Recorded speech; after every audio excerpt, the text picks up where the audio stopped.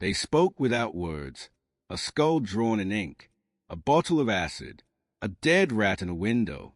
The American mob built an empire not just through murder, but through the art of the warning and the science of fear. If you want to understand how organized crime really controlled this country, follow until the end, because this is a story they never told you in school. New York City, August 1903. A letter arrives at the home of Nicola Cappiello, a 50-year-old contractor in Brooklyn. Inside, a crude drawing, a black hand, a dagger, a skull. The message is clear: pay or die. At the bottom, a demand. No signature, just the image. Cappiello goes to the police. He refuses to pay. 3 days later, a small bomb detonates on his front stoop. No one is killed. That was not the point. The explosion is a reminder, a clarification. The Black Hand does not bluff. This is a beginning, the first documented Mano Nera case in New York. But it will not be the last. By 1904, hundreds of Italian immigrants receive identical letters. The iconography is consistent. Black hands, daggers, coffins, sometimes a noose. The words are simple. Pay this amount, by this date, or else. The letters arrive by mail. Postal inspectors begin seizing them. They open files. They photograph the drawings. They recognize a pattern. This is not random crime. This is systematic extortion, a business model. The targets are predictable. Shopkeepers, produce merchants, contractors, anyone who has built something, saved something, accumulated something. The amounts vary. Sometimes $50, sometimes $500, always calculated. Not so high the victim flees, not so low they ignore it, just enough to hurt, just enough to make compliance the rational choice.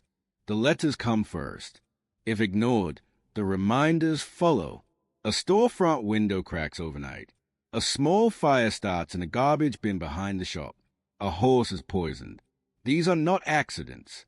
These are demonstrations of capability, of reach, of seriousness. The message is always the same. We can touch you. We can reach you. We can hurt you. Pay, or the next touch will be worse.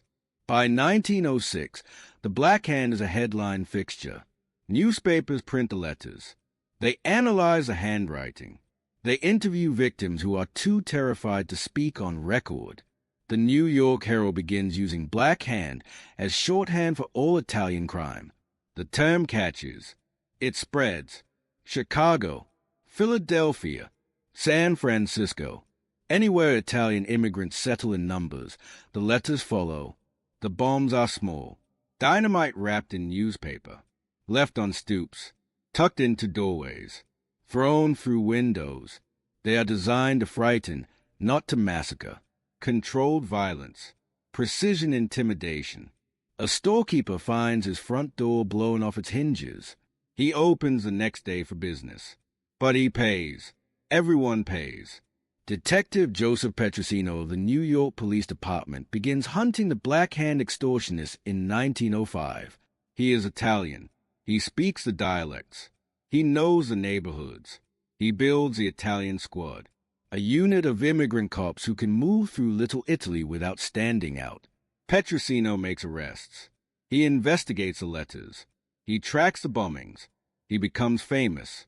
The Italian Sherlock Holmes. The one man the Black Hand fears. In 1909, Petrosino travels to Sicily, a secret mission. He wants to gather criminal records, to identify which extortionists in New York have mafia ties in the old country. He wants to deport them, cut the head off the snake.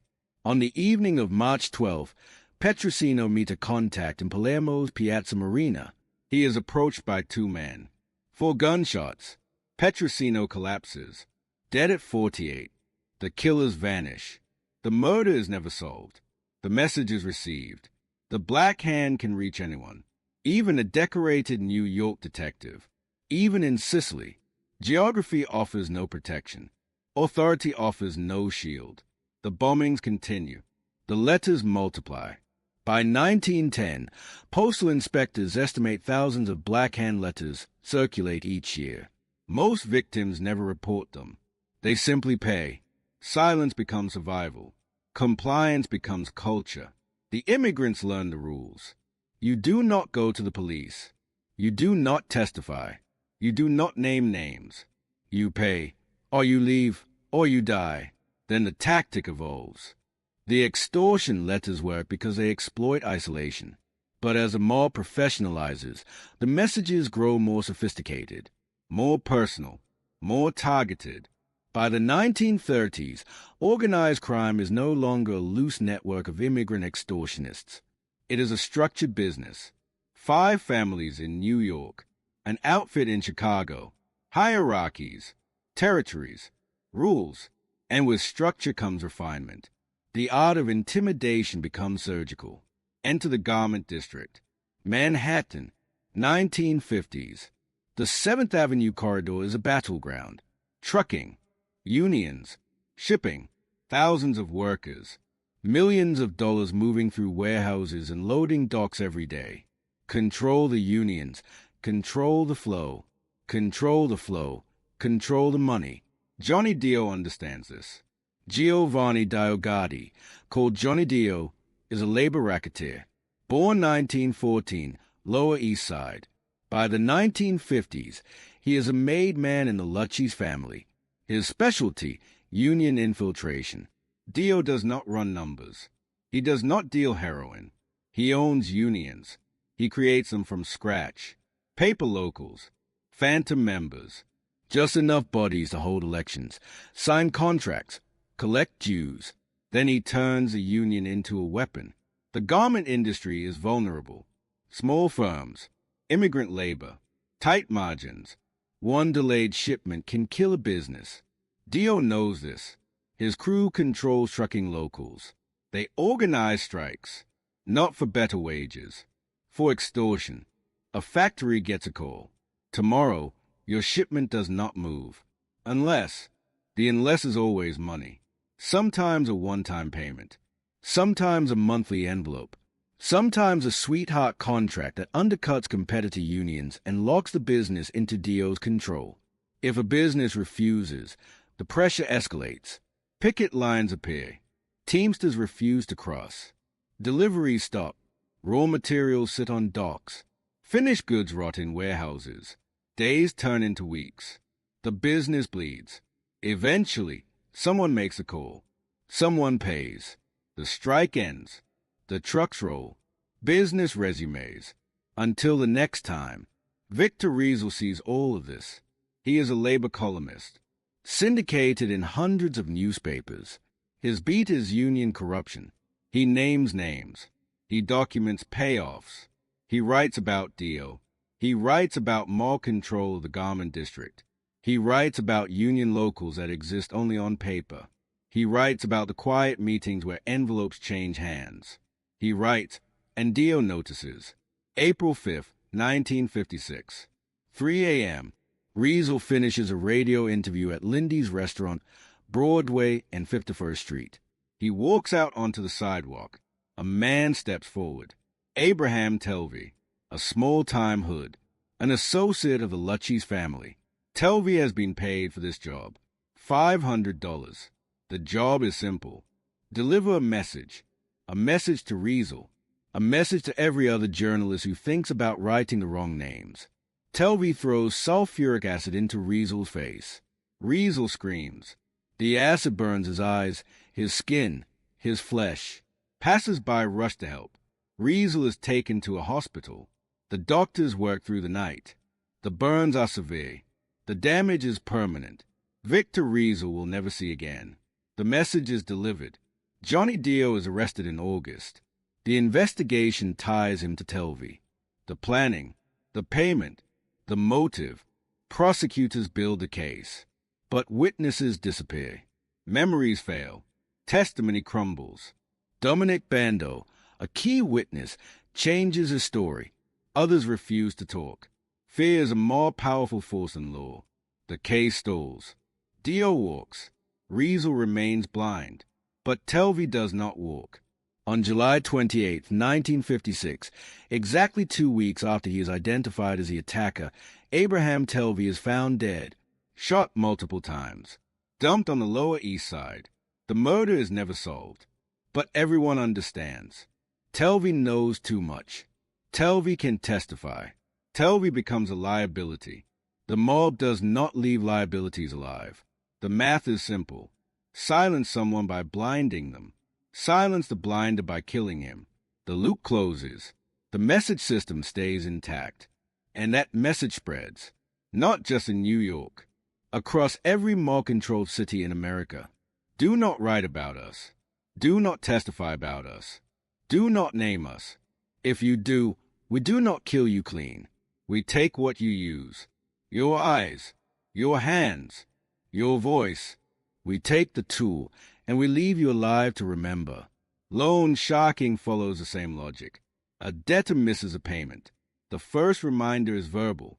A phone call, a visit, a casual mention of your wife, your kids, your address. The second reminder is physical. A slap, a punch, a broken finger. The escalation is methodical. The message is precise. Pay, or we move to the next level. Court testimony from racketeering trials in the 1970s and 1980s documents this progression. Former enforcers testify about the collection process. The script is consistent across families. First, you warn.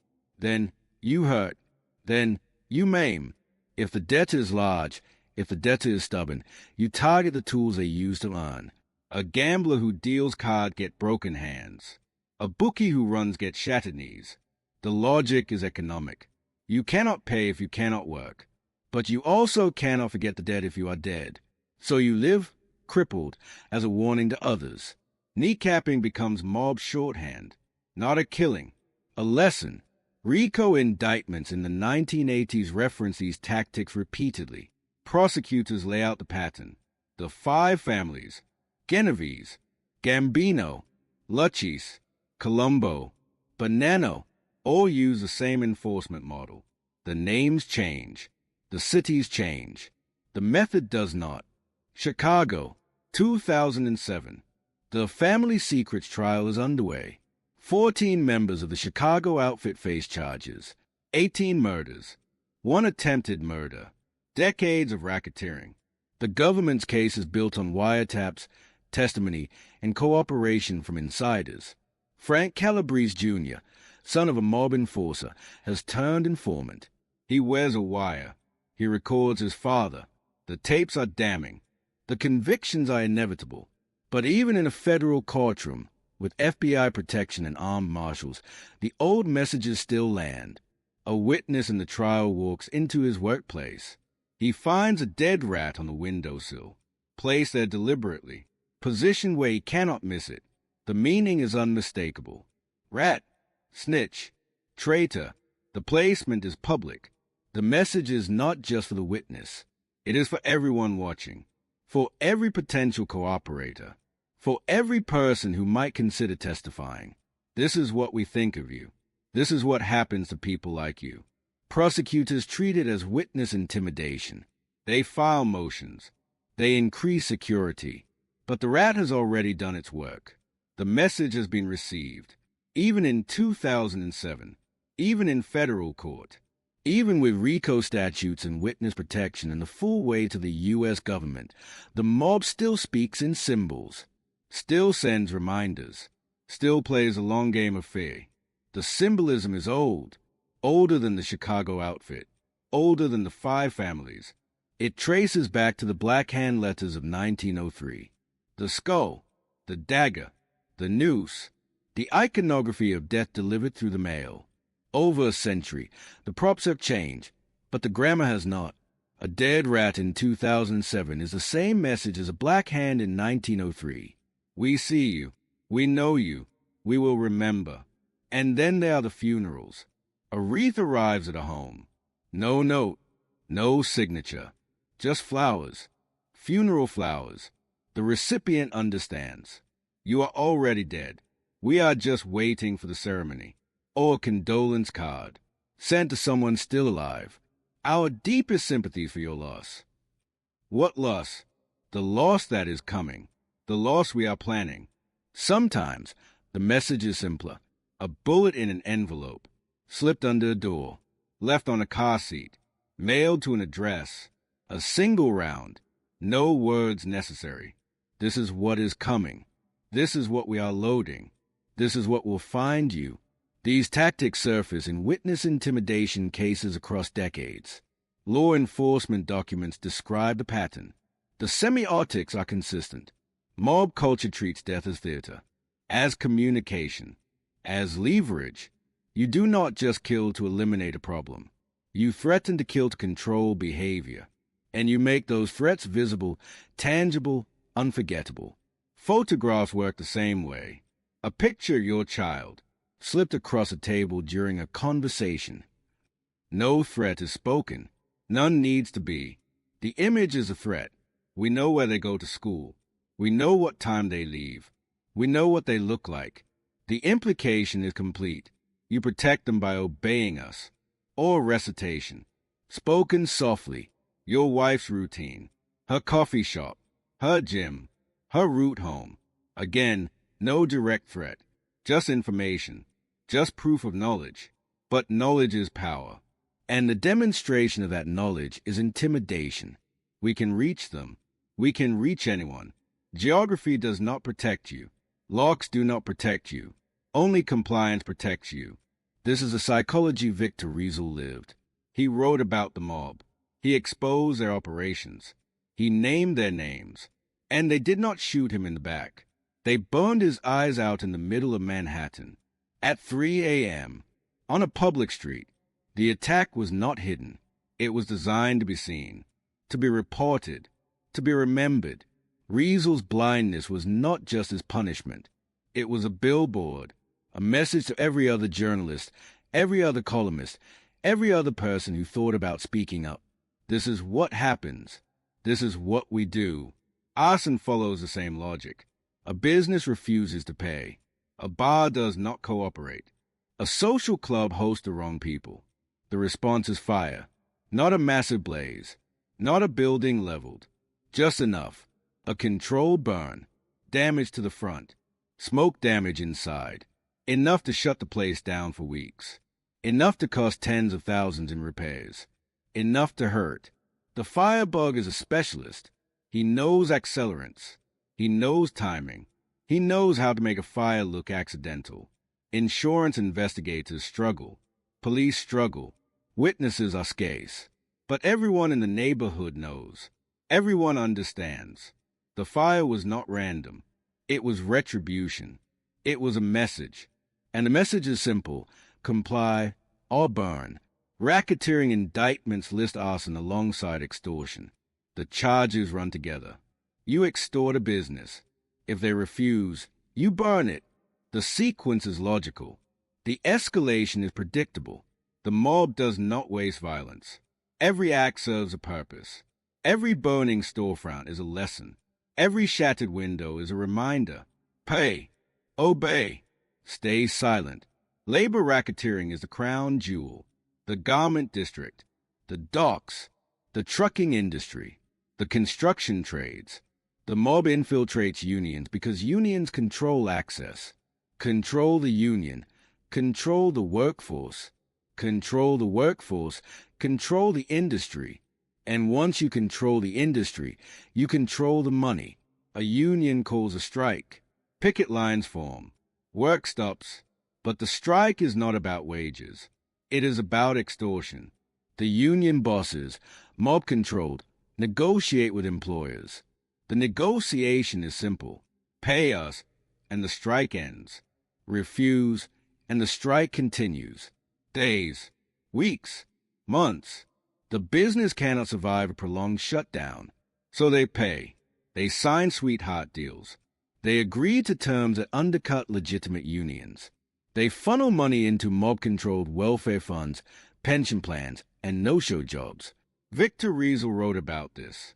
He documented the handshake between racketeers and union officials. He traced the money. He named Johnny Dio. He exposed the paper locals, the phantom members, the rigged elections, and for that, he lost his eyes. The message was not just for Riesel. It was for every longshoreman, every truck driver, every garment worker who thought about speaking out. Stay quiet. Do not testify. Do not cooperate. Because if a nationally syndicated columnist can be blinded on a Manhattan street at 3 a.m., what can we do to you? The mob's message system is elegant. It requires minimal violence to generate maximum fear.